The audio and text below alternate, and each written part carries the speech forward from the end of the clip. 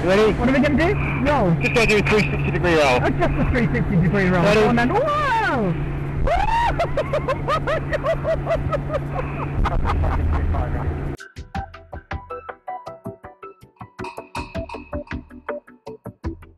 Once we turned the laser on, it was about 15 seconds until the drone was clearly disabled. If you were on the receiving end of laser energy, you would have no idea where it was coming from or what was even happening.